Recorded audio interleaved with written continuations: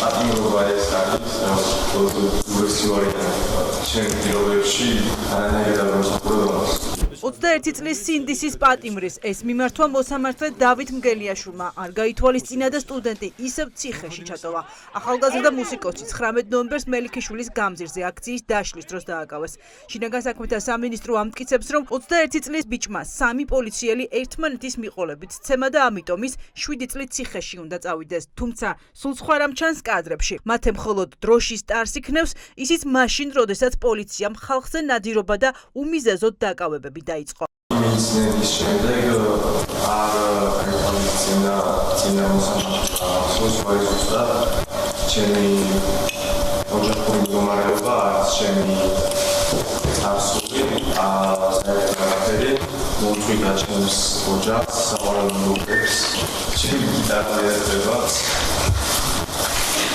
მოსამართლეს დღეს მხოლოდ პროკურატურის ესმოდა. დავით მგელიაშვილმა ახალგაზრდა მუსიკოსის არც ერთი თხოვნა არ გაითვალისწინა. პატიმრობაში დატოვა, რასაც დარბაზში საპასუხო რეაქცია მოჰყვა.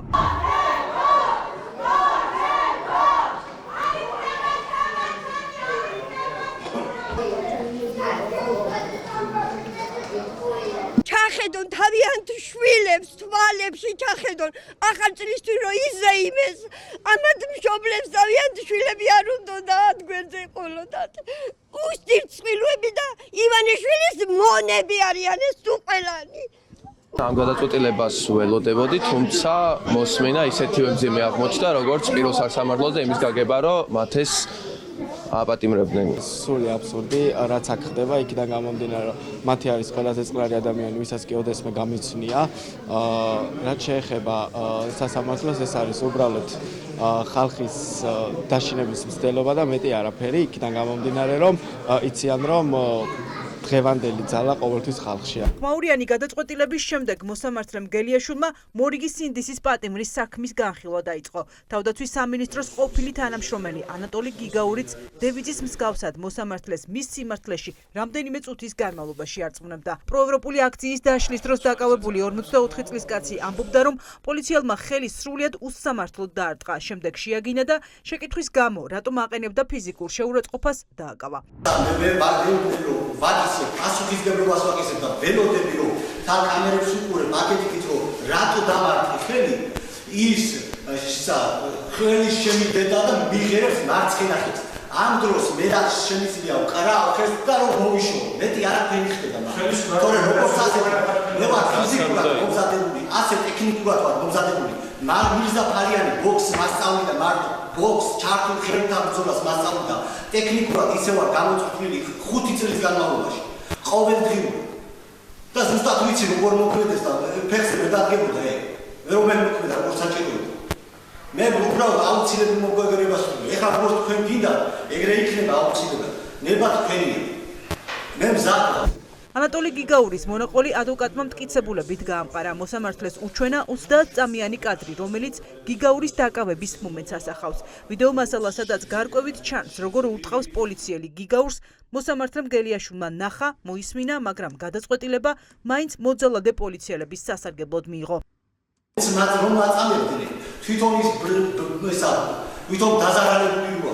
ვერ იმას მისცეს იმის უფლება, რომ მეთავს დამესხა, თასა სადგან ესა თავს.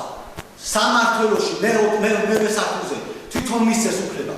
და რაც შეეხება გამოძიებას იმ დეგენერატს, ზუსტად ის იყო, ის ჩემი პოლიტე მისცემა და როგორ შეუთანხმდა იმას რამია მუხლზე და ის პალევნეოდა რამა დაეწერა ამ იმას რამია პოლიცია. თქვენ ისეთი ლაგამი დამოდებული ვერც გადაკრა და ვერც მოიშო.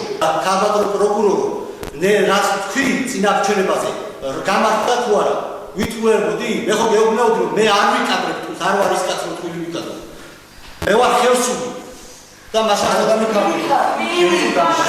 სამართლოში წარდგენილია ვიდეო ჩანაწერი, სადაც ნამდვილად ჩანს, რომ ანატოლი გიგაურის ქმედებამდე, იქამდე სანამ ხელს მოუქნევდა პოლიციას, რათა განერიდებინება თავი დაეცვა, ნამდვილად კარგად, აშკარად ჩანს, რომ როგორ ურტყავს პოლიციელი შეკრულ მუშტს სახეში ანატოლი გიგაურს. ნახა აღნიშნული ჩანაწერი მოსამართლემ და არ უარყვია ის ფაქტი, რომ პოლიციელი ახორციელებს ეს ვთქვათ, ძალმომრეობით ძალადობრივ ქმედებას ანატოლი გიგაურის მიმართ.